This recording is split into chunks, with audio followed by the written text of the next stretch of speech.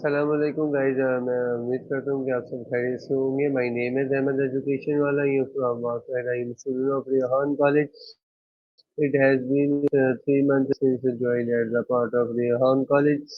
Today we are again with a new video, and today we are talk about with Maya. So let's move to was with Maya.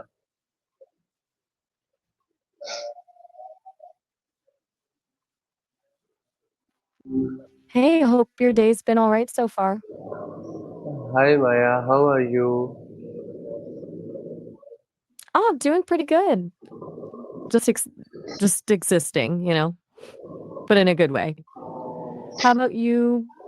Anything interesting happened today? I am fine. Hi Maya, today I want to talk about a very important topic, how to balance work and life without burnout. Without bun. Gotcha. You mean burnout. Yeah, that's a big one. Okay, so balance. It's Yeah. kind of myth, right? Like perfectly equal time for everything doesn't really happen. What specifically feels out of whack for you right now? So let's start Maya. All right, let's. First things first. What does work even mean to you right now? Is it just school stuff or are you juggling other things too? Just trying to get a sense of the full picture. So first question, what is work-life balance? Ooh, good starting point. Honestly,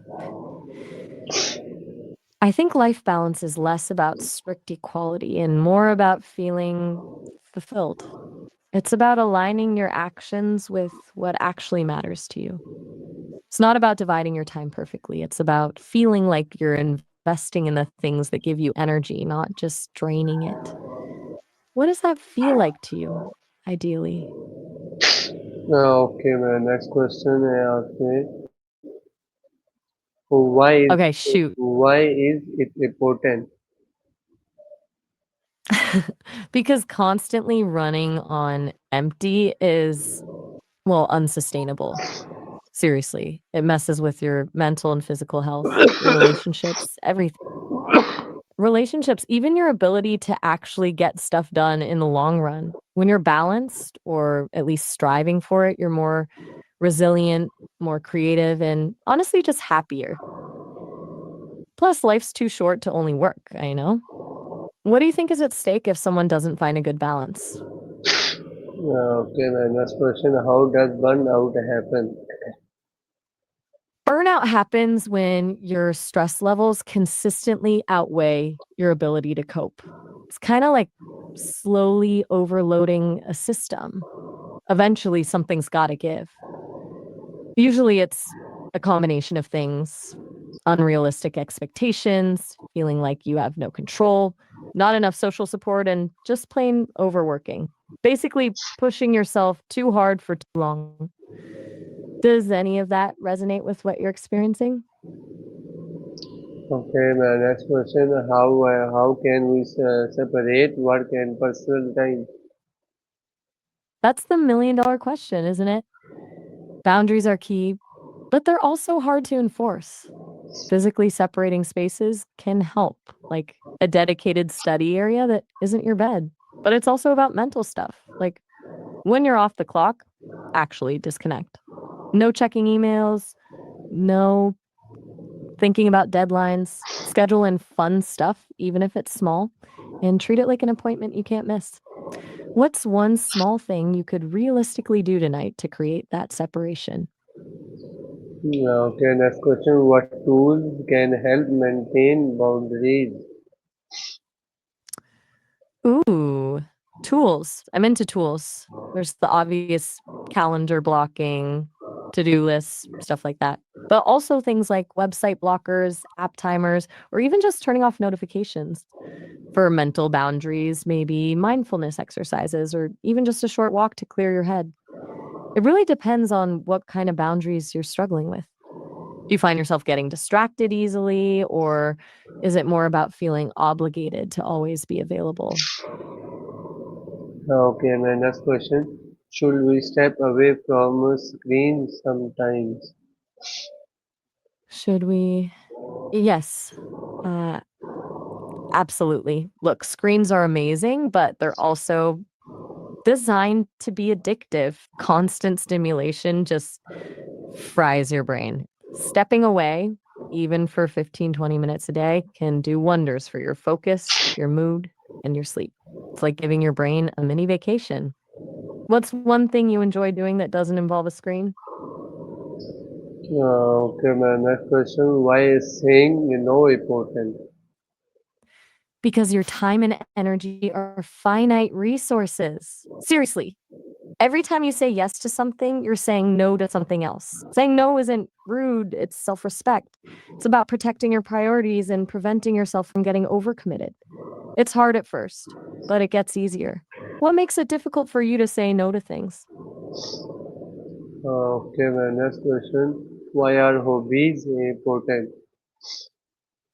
Okay, hobbies. They're seriously underrated. Hobbies aren't just about having fun, though that's a big part of it. They're a chance to tap into something you genuinely enjoy, which reduces stress and boosts your mood. They can also help you develop new skills, meet new people, and just remember who you are outside of work or school. Plus, having something to look forward to outside of obligations can be a real lifesaver. Anything come to mind that you've always wanted to try? Okay, my next question. Should we spend time with family? Should we? Absolutely. Like, no question. Meaningful connections with family or close friends, if that's your support system, are huge for your well being. They provide a sense of belonging, support, and just perspective. It's easy to let those relationships slide when life gets busy, but prioritizing them is so important. What's one small way you could connect with family this week? Okay, my next question आपसे है how to review work-life balance. Good question. Regularly checking in is key. It's not a set it and forget it thing. Ask yourself honestly, do I feel generally energized or constantly drained? Am I able to enjoy my free time or am I always thinking about work? Are my relationships thriving or suffering? It's also helpful to track how you're spending your time for a week or two. You might be surprised where the hours actually go. Basically, you got to treat it like any other important goal and monitor your progress. How often do you think a check in should happen? Okay, man. The next question. Why is the flexibility important? Flexibility is huge because life happens. You can't plan for everything. A rigid schedule will just leave you feeling stressed and defeated when something unexpected comes up. Being able to adjust, to prioritize differently, to say, okay, this isn't working, let's try something else is vital. It's about working with life, not against it. What does flexibility look like to you, ideally? Okay मैं आपसे last All question करता हूँ what is your best tip और preventing burn out right. If I had to pick just one, learn to recognize your early warning signs. Before you're completely exhausted and overwhelmed, pay attention to the little things: increased irritability, trouble sleeping, loss of motivation, feeling cynical. Those are signals to slow down, take a break, and reassess. Ignoring those signals is what leads to full blown burnout. Basically, listen to your body. It's surprisingly good at telling you what it needs. Anything feel particularly relevant to you right now? Thank Hey, you no pressure to share. Of course. Glad I could chat. Honestly, you're already thinking about this stuff, which is half the battle. It's not about finding perfect balance, it's about making small, consistent adjustments. Anything else on your mind before we wrap up? Thank you so much Maya for sharing your ideas and tips Oh, all right. Well, you're very welcome. Seriously, it was a good conversation. Okay Glad I could lend an ear okay or a voice. Okay take care bye bye You too. Have a good one. चलिए guys, यहाँ पे हम अपना ऐसे बात खत्म करते हैं और मिलते हैं हम अगली वीडियो में। तब तक के लिए खुदा हाफिज।